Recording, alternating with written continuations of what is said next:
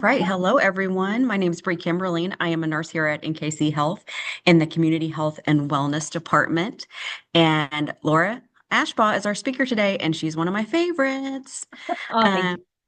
she's going to talk about perimenopause and mental health. Let me read you a little bit about Miss Laura. She has a master's degree in clinical psychology and is a licensed professional counselor in Missouri and a nationally certified counselor. She has worked in the field of community mental health for over 15 years. And in that time, she has worked in a crisis stabilization unit, residential facilities, outpatient case management, and an outpatient counseling center. She currently provides clinical and administrative trainings, as well as supervision and mentoring in her role as the senior project coordinator at University Health Behavioral Health. She is passionate about finding and utilizing a person's strength to help them build the life that they want. Outside of mental health, she teaches lifespan development, psychology, and abnormal psych at various community colleges around town and universities. And in her spare time, she likes to hang out with her family, watch movies, and travel the world. That's right. So, thank you guys for joining us. The chat is open, the Q&A Yeah. is open. Throw your questions in there and take it away, Laura. Awesome. Thank you so much, Bree and Jody. I really appreciate. Thank you for having me. This is a fun topic to discuss. I've been doing this a couple of times for some different groups, and as always, please drop questions in the chat and the Q and A. I kind of keep it up and running while I'm going, and I kind of pay attention to that. So please don't hesitate. Drop them in. I'm more than happy to kind of go back and forth and be sure to answer your questions as best as possible. So this is talking about perimenopause and mental health. I do want to give a couple of caveats just to make sure as Bree mentioned, my background is mental health. I'm a licensed professional counselor. So I am coming at this from that mental health perspective. So we're going to talk about some biology pieces about how our hormones function, how the menstruation process functions, and how that plays into some of our struggles. And all of my suggestions for help and support are going to be mental health focused.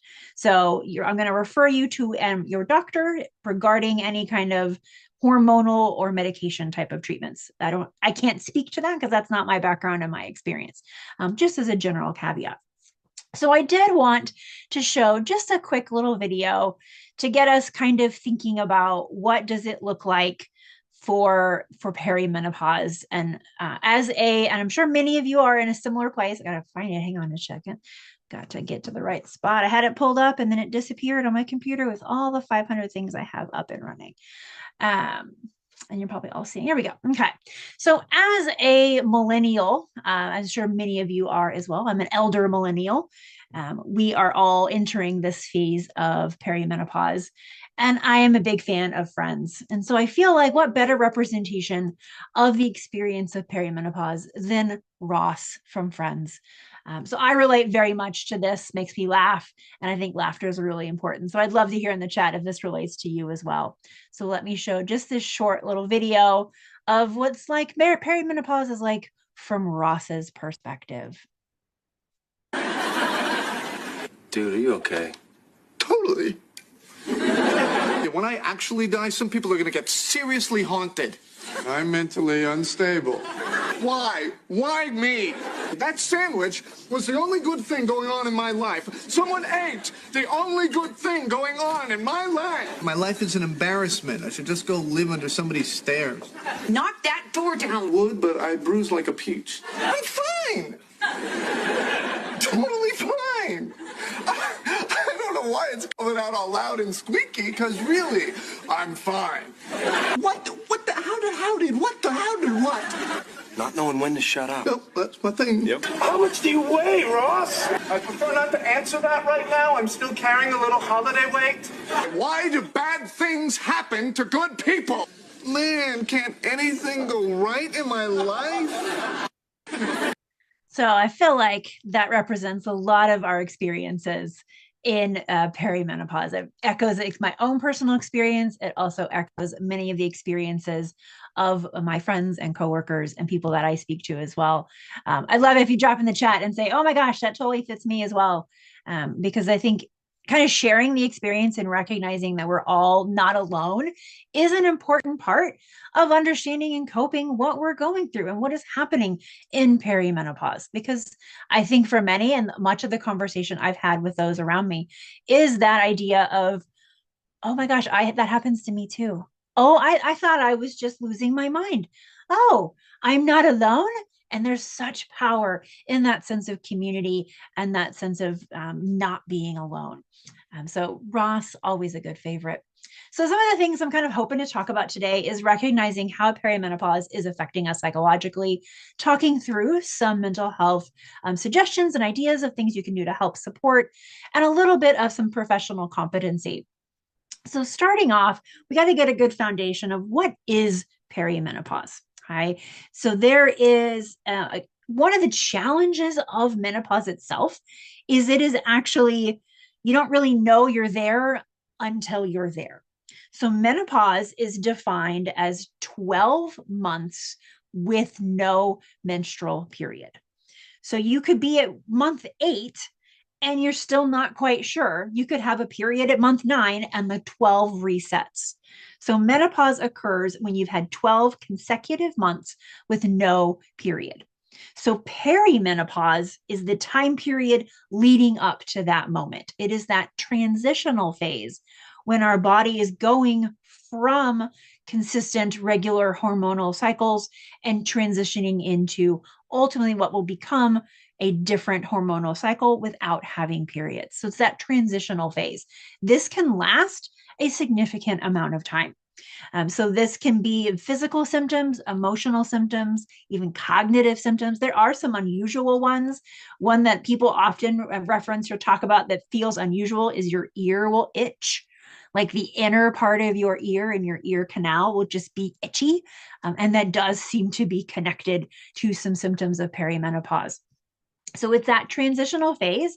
This can start in people in different points in time because all of our bodies function on very different levels. So this can start as early as your late 30s into your late 40s, really depending on your egg reserve, your own unique hormonal process.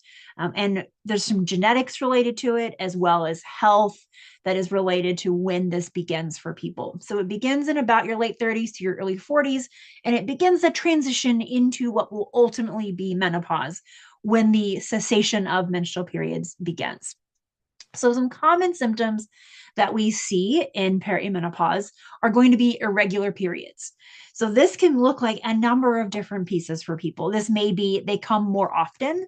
So you go on maybe a 20 or 21 day cycle and less of a 28-day cycle. They could also become further out. You might go a 35, 40-day cycle versus a 28. They could become heavier. They also could become lighter. But you see that shift in that irregularity, moving from a pretty traditional, and many women, I think for much of us throughout our life, have gotten pretty in tune with our bodies, and we know kind of what to expect and when to expect it. And we can start to tell when things aren't quite the same. This is just different. My body is not functioning as it has for the last 20 so years. You start to see mood swings.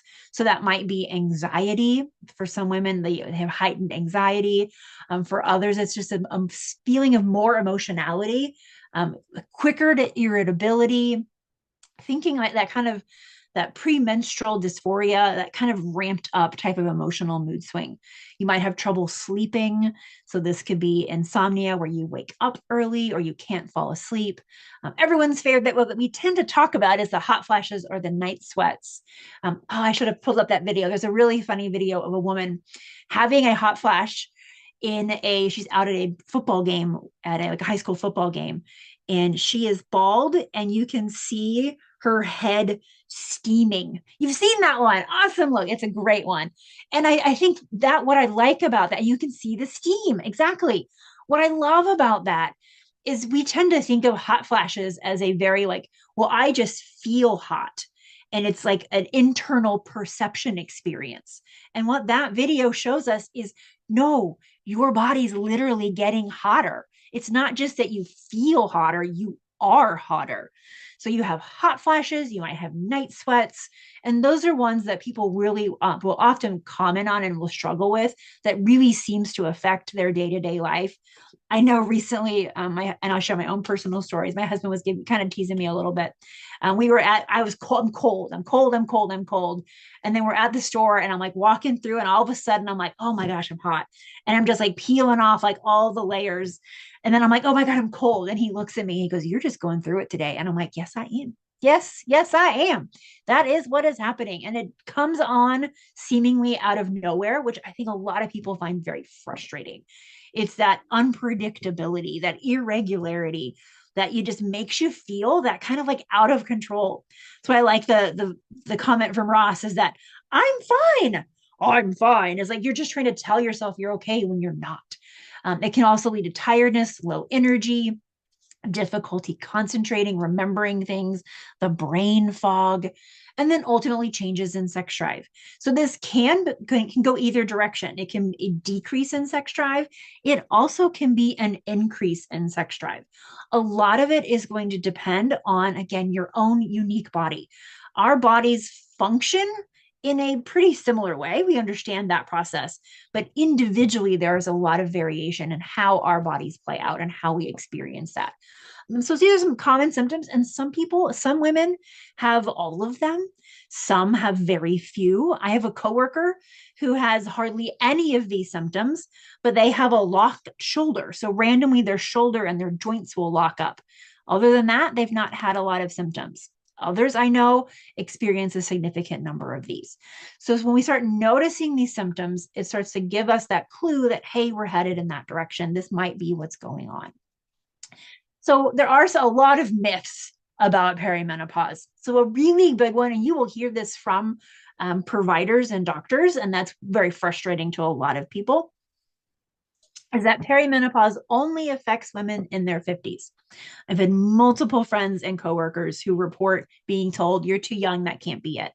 You're too young, that can't be it. So if we go back to what we know about menopause, menopause can happen in our early to mid 50s, sometimes a little bit late 50s. Menopause can start as early as 10 years prior to that. So if menopause for you is 55, 10 years prior is 45. It is very reasonable to expect someone to potentially be experiencing perimenopause in their late 30s to mid and early 40s because they think that 4 to 10 years out, we're looking at menopause.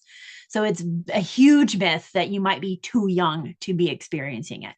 And this is one thing where I think the education is really important, both for ourselves as people, but also in the medical community, to make sure our doctors and our providers know that if a woman comes in her 40s experiencing these things, it is a very worthwhile process to explore and evaluate what is happening. And I'm seeing more and more being aware of it, but that is a very big myth. Myth number 2 is that these are just in your head. The mood swings, the depression, the hot flashes are all just in our head. That is also a very big myth. There are a lot of hormonal fluctuations that can happen that affect how our brain functions. And that is one of the big pieces that we'll talk about here in just a little bit, is what are those hormonal fluctuations and how do they affect our brain chemistry, our mood, our sleep, and our cognition are all affected by our hormones. Hormones are a really unique part of our body, and one that we still don't have a ton of information and knowledge on. We're still really kind of in the infancy stages of understanding hormones because they are difficult to study based on how they fluctuate so often. So it is not in your head. If you have an itchy ear and you feel sad and you feel irritable, that doesn't mean it's all in your head. It's something is happening in your body. Hormones are changing and are affecting that. Myth number 3, if you're still getting your period, it can't be perimenopause. So again, this goes back to that misunderstanding of the process. You can still be having even regular or semi-regular periods and be in perimenopause. How the hormones are affecting your body is going to be very different. And so some people will continue to have regular periods. And I even hear women say that, well, I can't be this. I'm still having a regular period. I'm still coming on a consistent basis. It must be something else.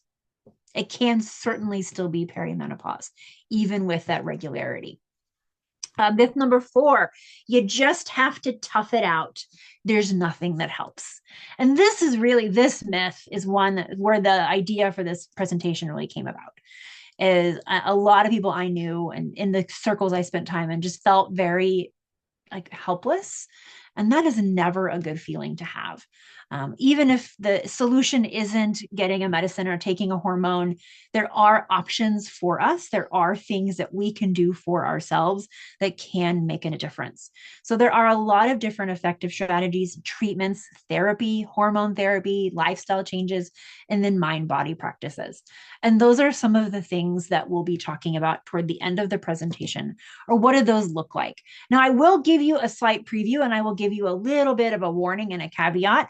A lot of these strategies are not going to be the, the most shocking, earth-shattering type of a process. They are going to be things that you are already very well aware of. It's using them in the context and framework of perimenopause. Oh, Sarah, as my boomer mom says, just tough it out, deal with it. It's just part of life. I dealt with it. Don't we love that from our boomer parents? This is what I dealt with. You better have to do it too. No, we want to make the world better. We want to learn. We want to grow and we want to be better for ourselves and for our future generations. At least that's my perspective. So I will let you know that those strategies are not going to be earth shattering. They are going to be things that you've probably already heard of. But I'm hoping as we start to, I hadn't thought about using that in this context. I hadn't thought about applying it in this way and give it a try.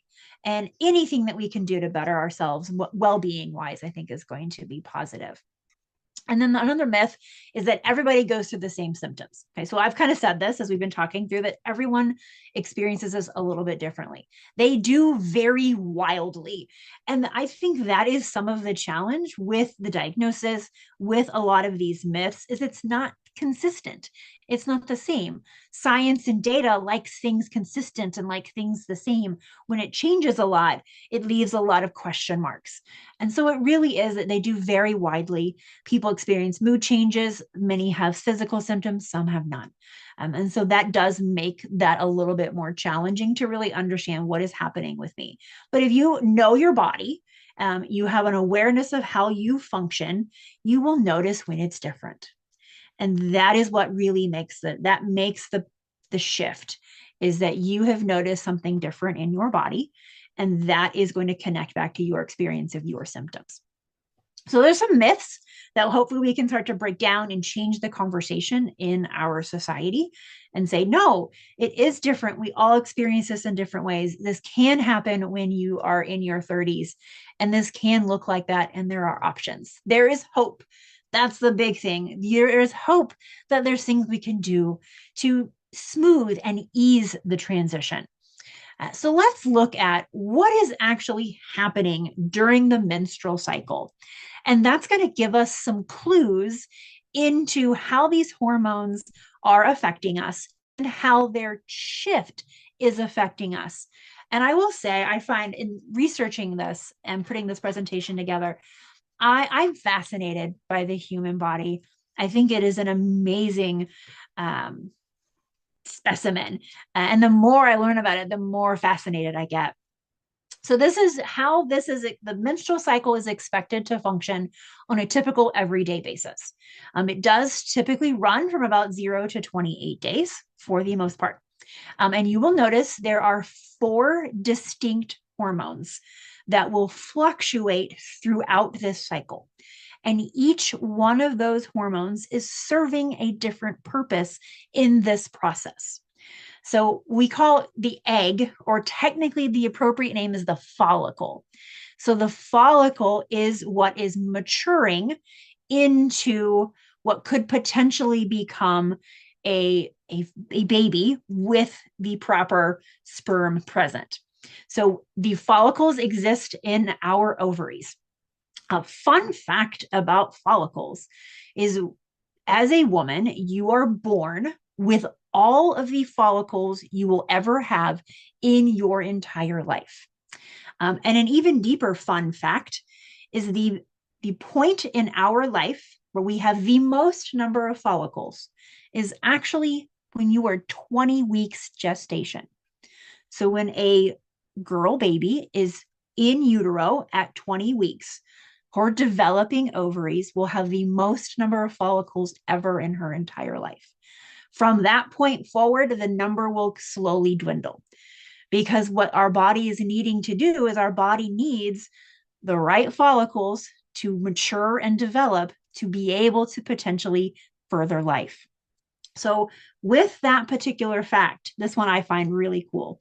So I want you to think about what this means. So when I was a fetus inside my mother at 20 weeks, those eggs were inside of her at that time, which means the egg that created me was in my mother when she was in my grandmother.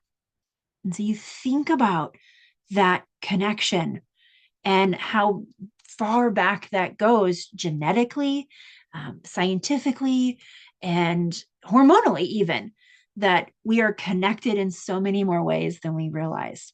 Thank you, Brie. I agree. It's just amazing. Like to think about like the egg that made me was in my mom, in my grandmother in 1951.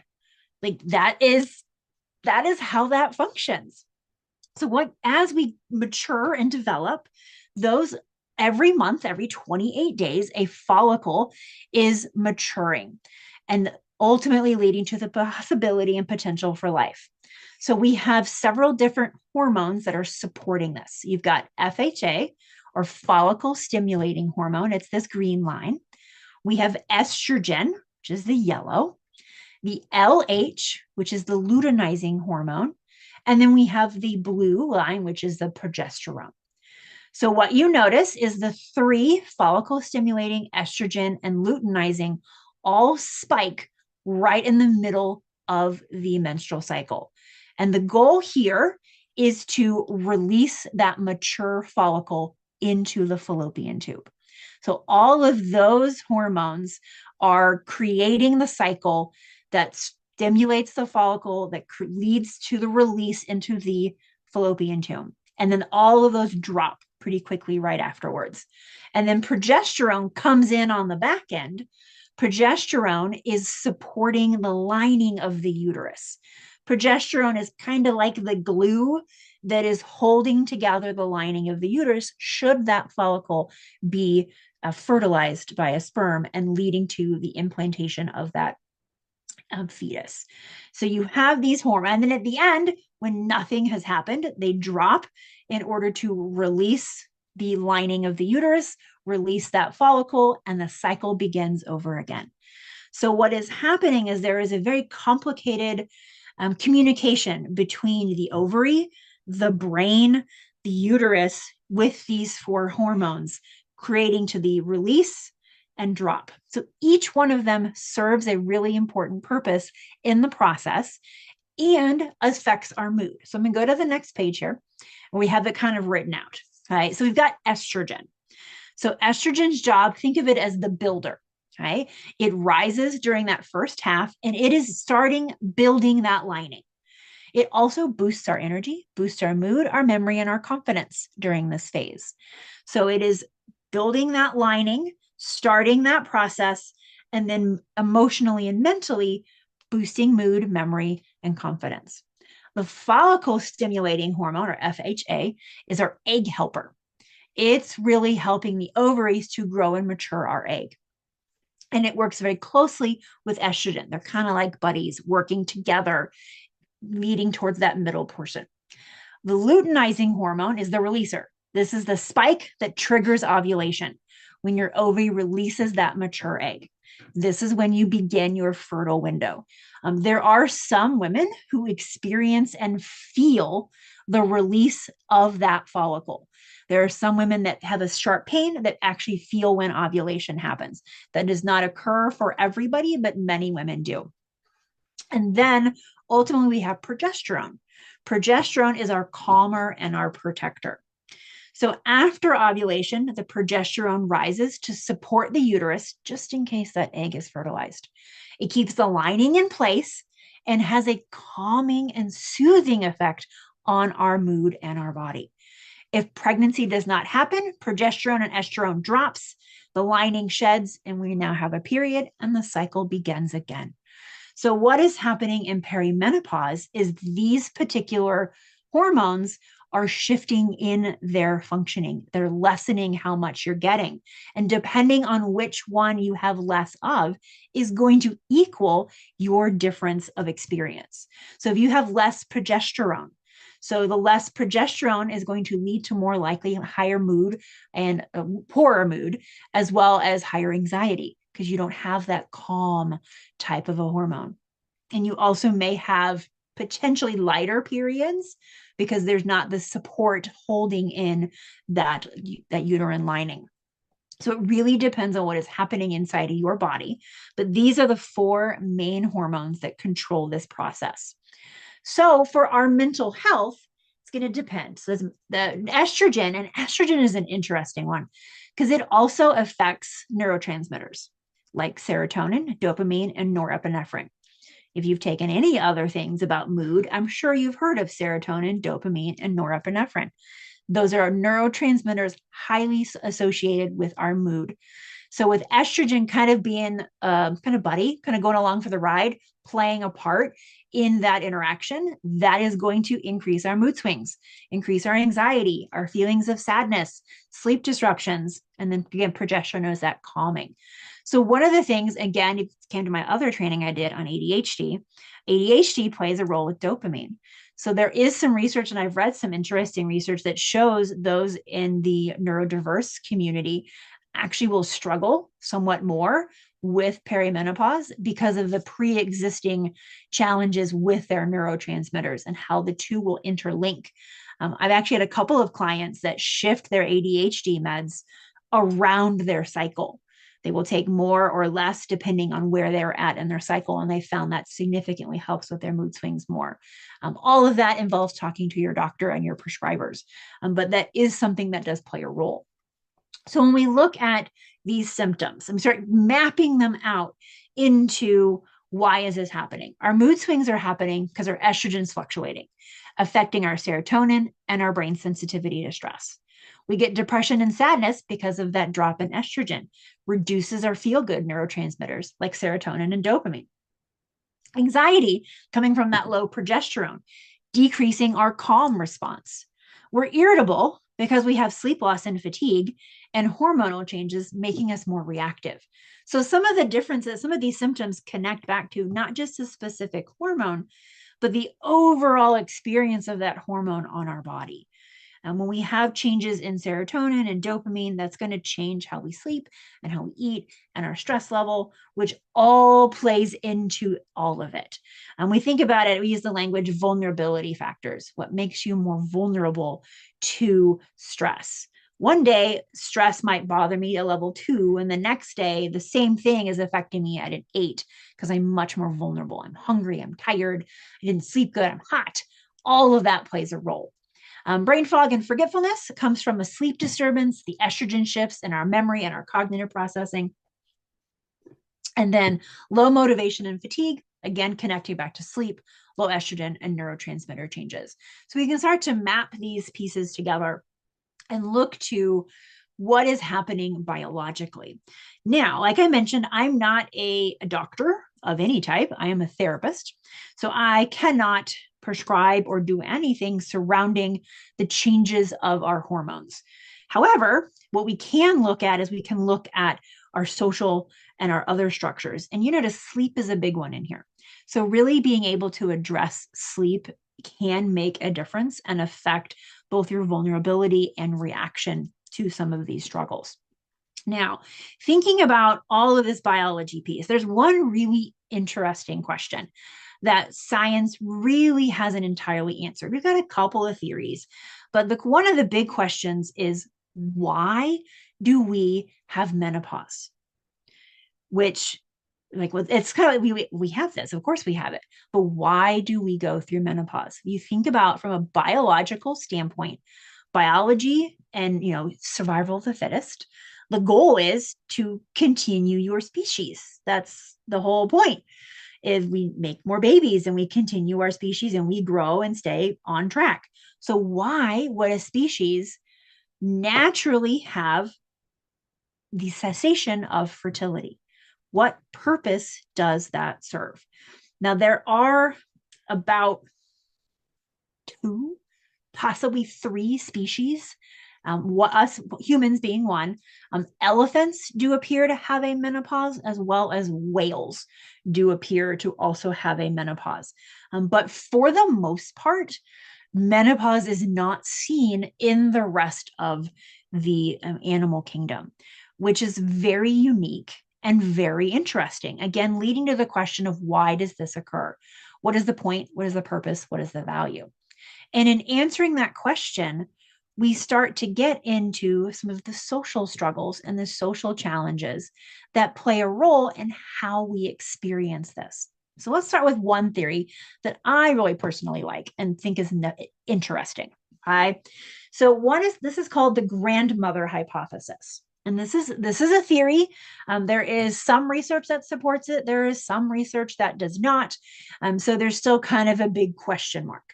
And what this hypothesis is trying to answer is, what is the purpose? What is the biological need or value in having a menopause? Okay.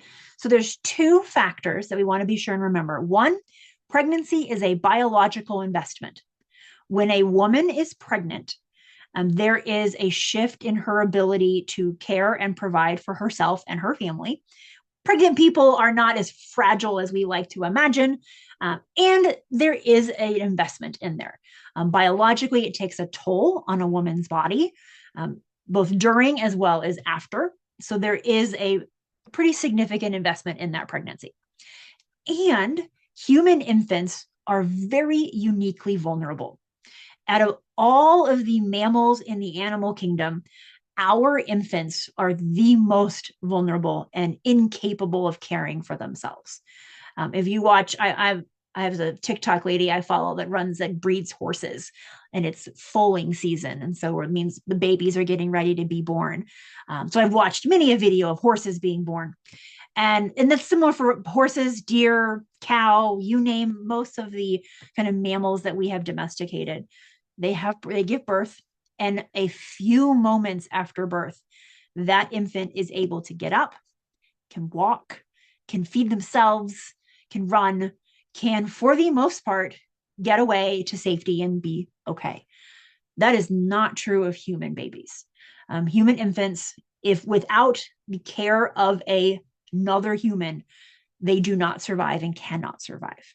Okay, so pregnancy is biologically investing, and our babies are very, very vulnerable, which means it takes a lot of resources to manage being pregnant and caring for a baby. So we start thinking about, in the many years ago, you think about cavemen, or even, feudal time periods, the 1700s, and you think about what it takes to get food and shelter, to be safe, to protect yourself, and how much that's going to shift responsibility and needs when you have a baby and a pregnant person. And therein lies grandmothers. What is the point of a grandmother? A grandmother can help with all those resource heavy tasks. So there's the hypothesis is, or the theory is, at some point, having one of our caregivers who is no longer able or capable to reproduce, which means their body and their time and their resources are not taken up with an infant. Those resources can then be transitioned to supporting those who have an infant. They can gather food, they can gather water, they can source shelter, they can provide care, they can do all of these resource heavy tasks for their own children because they aren't burdened themselves with those tasks. So the grandmother hypothesis is, when you have grandmothers, it helps support those who are reproducing, making it more likely for us to survive and reproduce, which is a really intriguing theory.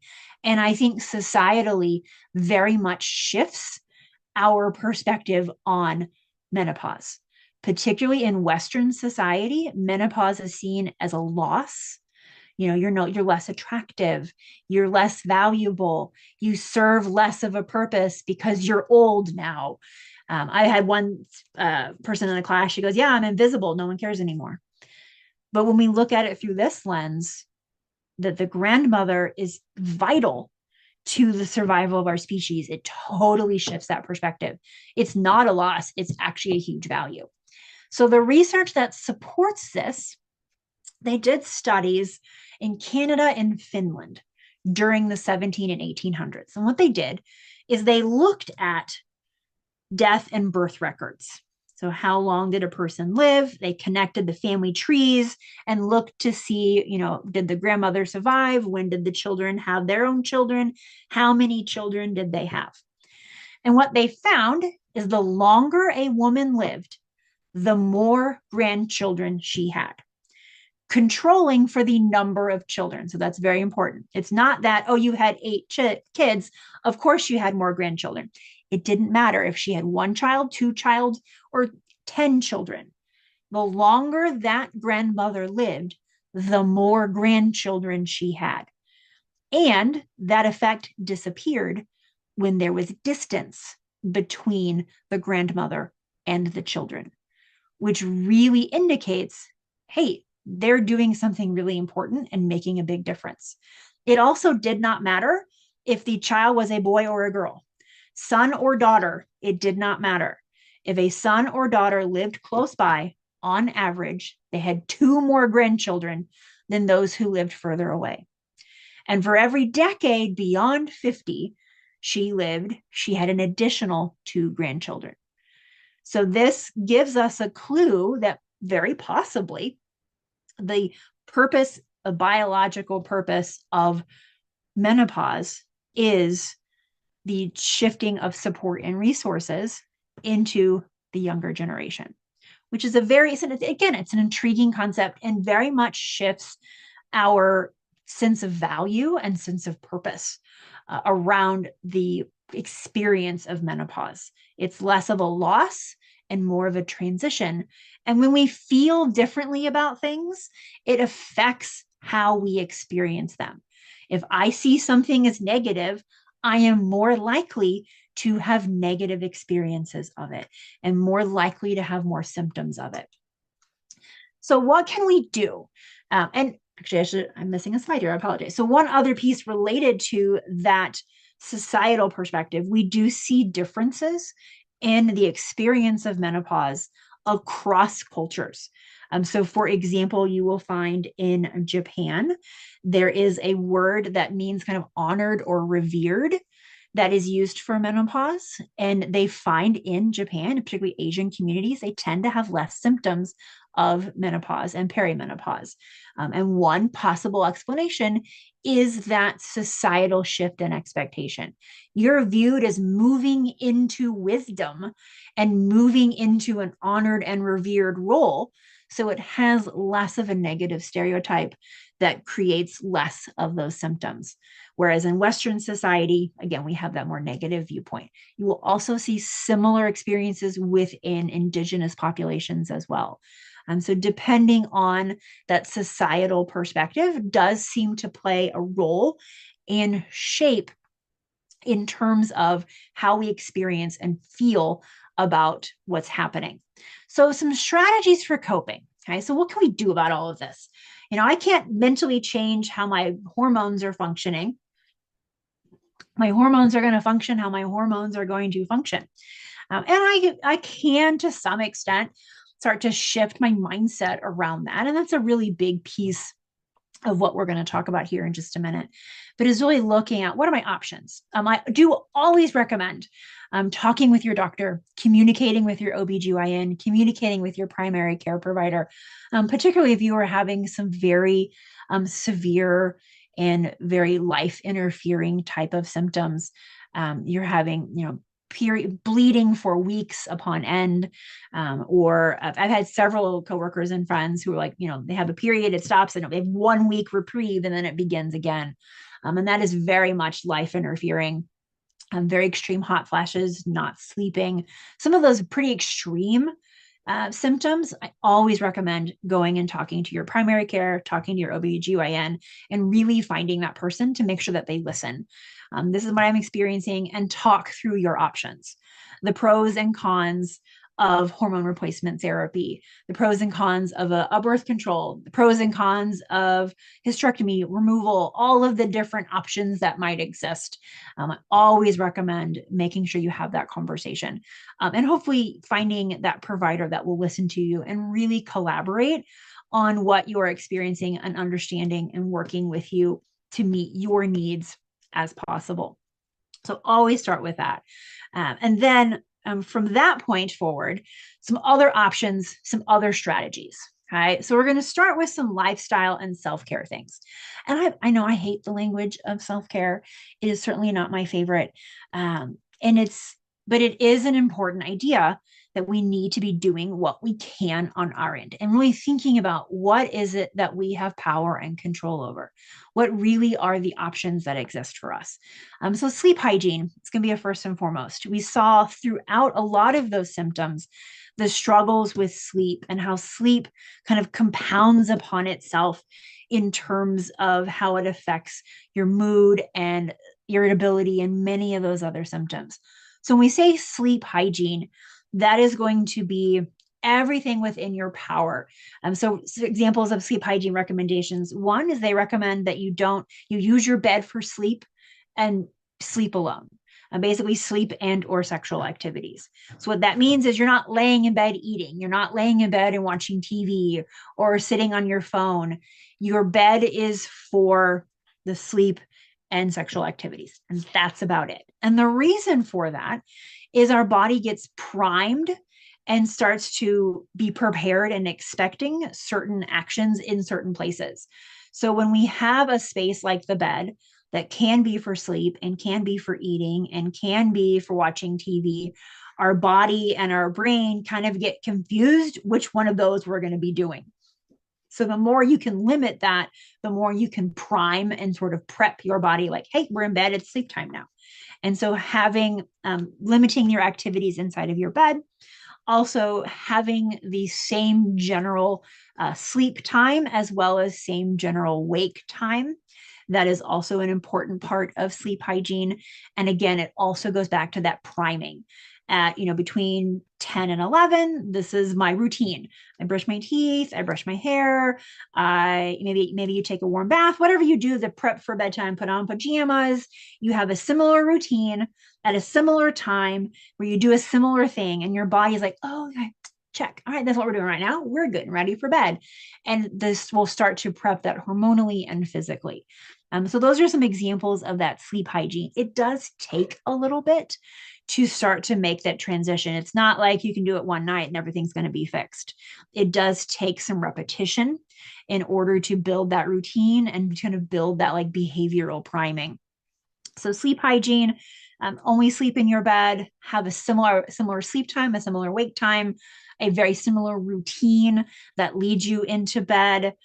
That involves, drinking less caffeine after a certain time of night, not having a full meal or sugar certain lates at night, other types of, coffees that are going to get in the way of the process and experience of sleep. And those are things that we do have power and control over that we can start to affect. And so that can be one place to start, is developing a routine. So even on Saturdays, even on the days off, you still go to sleep at about the same time. You still wake up at about the same time. You'll prep and prime your body into that habit. So sleep hygiene is a great place to start. Secondly is nutrition. Everyone's favorite topic to discuss is nutrition. We all love to talk about our food and what we eat, but thinking in terms of nutrition for hormone and brain health. Okay. So what does that look like? There is a lot of debate and discussion in the scientific community about nutrition.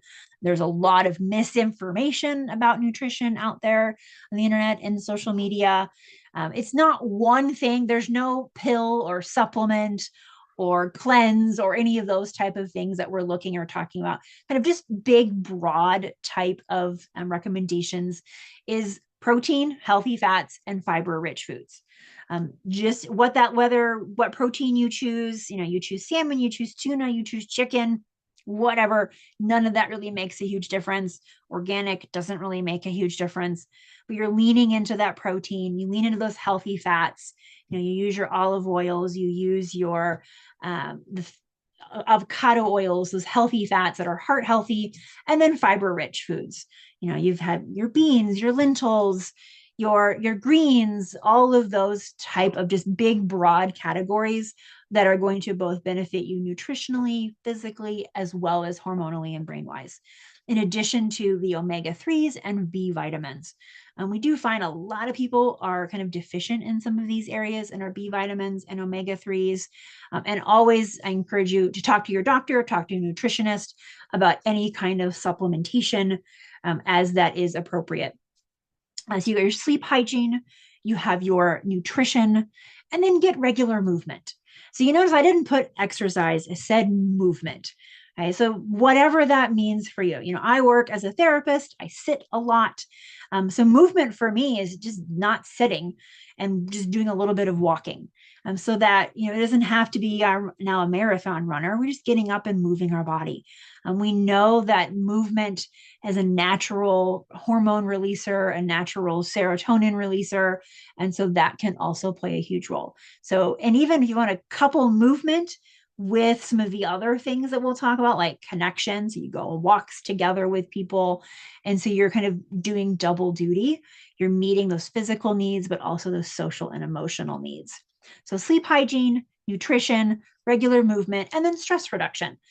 Any of the things that we use to help reduce our stress. So that's going to be your mindfulness practices, having creative outlets, having hobbies, doing things that matter to you, and exposure to nature.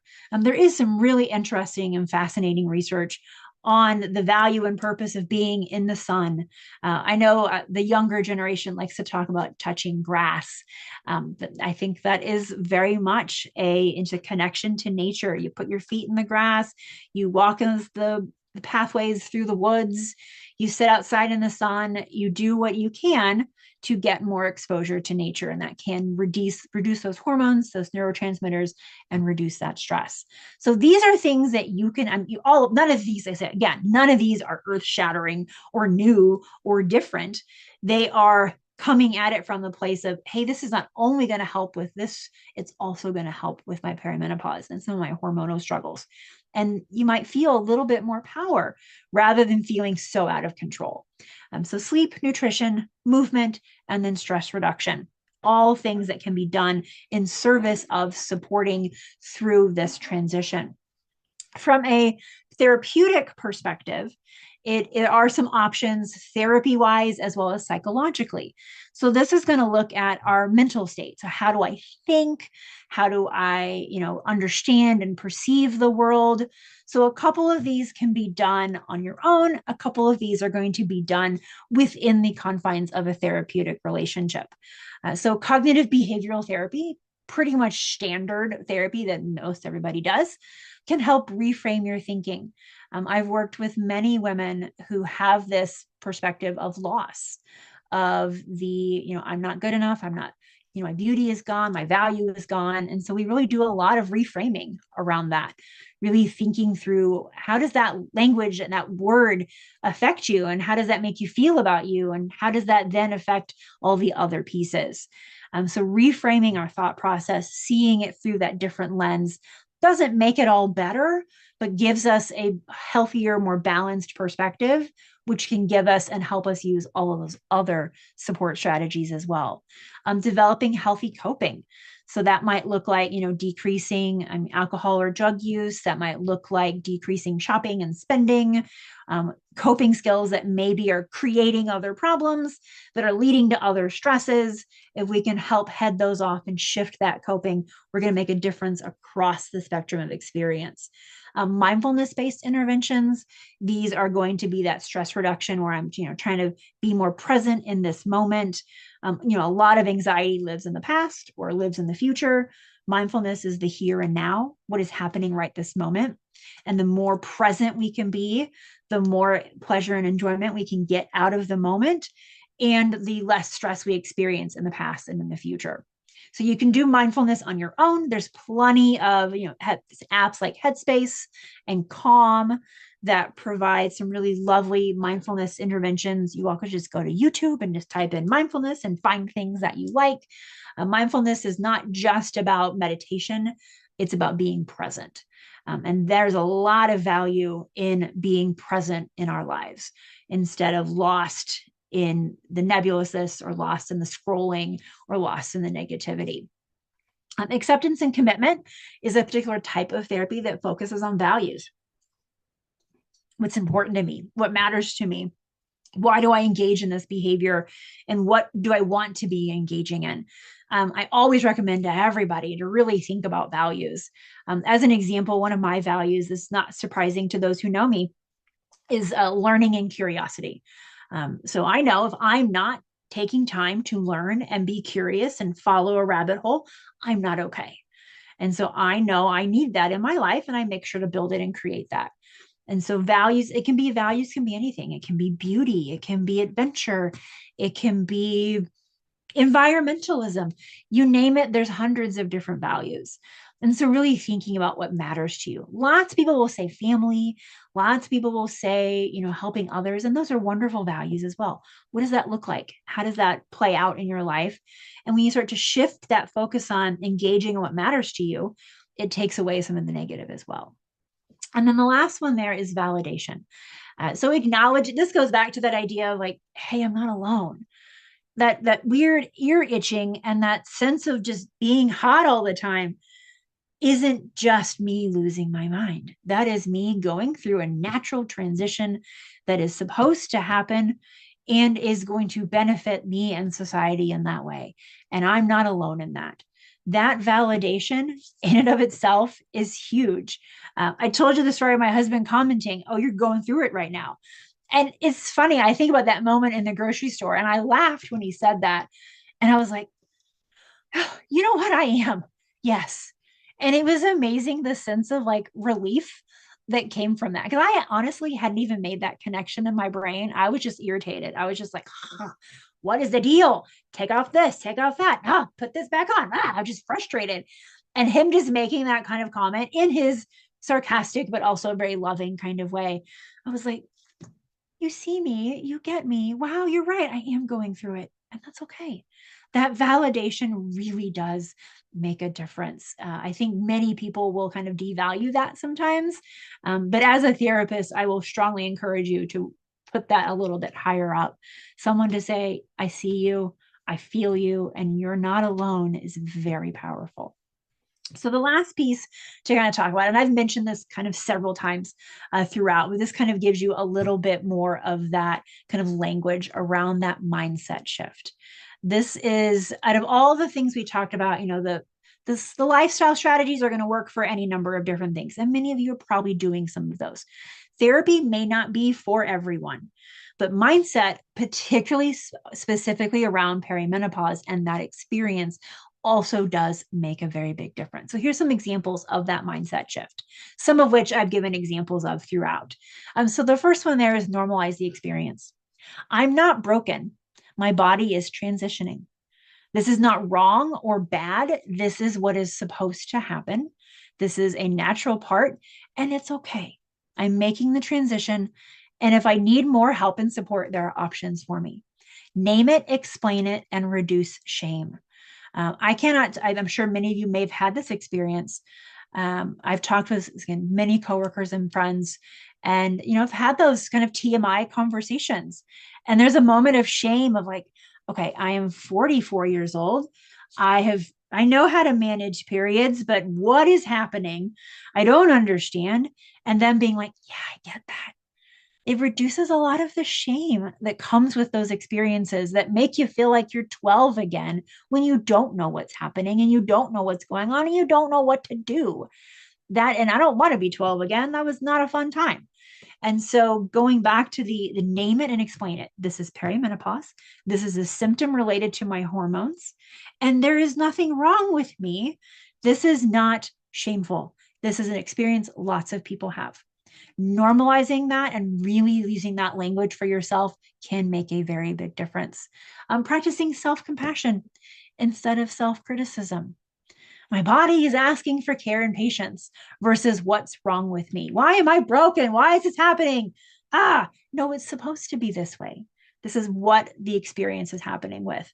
I think a good parallel is to go back to that idea of being 12 and thinking about what do we educate our young girls on as they move into their puberty, and how we didn't used to tell girls what was happening. And then all of a sudden they thought they were dying because they didn't know they were going to bleed. But when you prepare them for that, they're like, oh, okay, this is my period. I am becoming a woman. This means that I can have babies, and that's exciting. And we shift their language and we shift their mindset and we provide education. That's the same thing we need to do on the opposite end as we make the transition away from periods into that grandmother, into that wisdom, into that support for our younger generations. It's compassion, not criticism. We're not broken.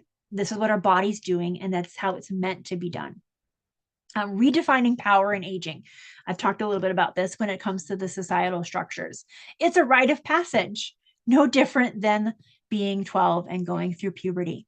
It's a time of wisdom, a time of recalibration, and a time of growth. When we see it from that lens, I'm like, yes, bring it on. I am growing. I am becoming more wise. I know more things. I can help and support. Like, that feels exciting. That feels good. That feels so much better than hiding away in the closet because I'm broken. So all of these, what you have to find is, right, you're not a hypochondriac, right? I'm not losing my mind and thinking everything is not happening. You're so right, Bree. That's absolutely, you're not a hypochondriac. This is happening to you. This is real. That makes a huge difference for people. So each one of these mindset shifts is going to depend on where your mind is. Where are you finding, what language are you using to yourself? How are you describing this? What words are you using? Are you using loss and broken type of words? Are you using fear and shame type of words? Are we using power and wisdom kind of words? So depending on where you're needing to shift your mindset, and mindset shift is a process. It's not a one and done. It's a continual process, and you have to believe it for yourself. Embrace the pause as a catalyst. And then ultimately, I've said this right from the beginning, cultivate community and connection. Who around you is experiencing similar things that you can connect with, that you can build that coalition and that support and that community with? No different than we need community at every phase of life. You know, when I was a young mom with a baby breastfeeding, I needed community who understood what I was going through. When I was a young wife trying to figure out what it was like to be married, I needed community then. And now, as we transition into that different phase, we need community around that. And community that is supporting and uplifting and encouraging, not community that is tearing down and blaming and shaming. So really thinking about who you include in your circle, what that looks like for your support, and ultimately, what can you do for yourself in your power to change this experience, to shift your mindset, to engage your body in different ways, and advocate for yourself with your doctors and in the medical community if you need that as well. Because all of these pieces are an important part of the puzzle for continuing to function. And so with that, I will end on who better than a Michelle Obama quote. Love me some Michelle Obama. And here's what she says: the changes, the highs and the lows, and the hormonal shifts, there is power in that.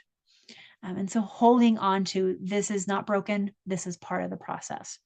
And I will end also with a little bit of a few resources. All of this material comes from a variety of books. And that's what I like to do. I know it's shocking. I love to read. These are a few of the ones that I use to create this presentation. I particularly recommend the Menopause Manifesto. She also wrote the Vagina, I think Vagina Bible.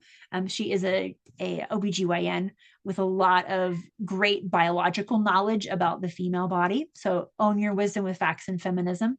So I really liked them. It was a great, easy read book. And I learned a lot about myself as a woman and about society. A lot of the presentation comes from that particular book. Many of the others are good as well, but that is one in particular that I very much enjoyed and would recommend to others to read. And with that, look at that. It is right at 1 o'clock. Are there any questions or comments from the chat? I appreciate you guys coming. I hope you learned something and had a little bit of fun. We did have one question in the chat. Okay. or in the Q&A, excuse me. Have you come across any studies that suggest surgically induced menopause is harder than maybe a natural menopause? That is an interesting one. And I, not being in that realm, I've not read a lot of studies that suggest one way or the other. I will say what I could add to that is the surgically induced does involve a very quick on and off switch, which can be a little bit more difficult. But then going back to the idea of mindset is, it's happening. And so there's kind of a dual, yes, it's going to go from overnight from one to the next, but you also know it's going to go that way. That switch has been flipped. So you have more expectations of that experience. So I think it feels a little bit less out of control because you know why and what is happening. So I think there's a combination between both of those places of yes, the switch is hard, but the mindset is changed as well. Interesting question. I'll have to do a little research on that one to answer that more deeply. Anybody else got any questions or comments? Yeah. I thank you, Laura. I always love listening to you talk. I think you're so approachable and just easy to listen to. So just thank you so much, Bree. I appreciate that. I love that you all came. I hope you had fun and enjoyed, got to learn a little bit about perimenopause and maybe inspired to do some of your own research to learn more about your own experiences as well. I wish you all a lovely Thursday. Stay warm, stay safe on the roads as the weather happens, and take care. Yeah, we'll see you guys next time. Thanks for joining us. Bye-bye.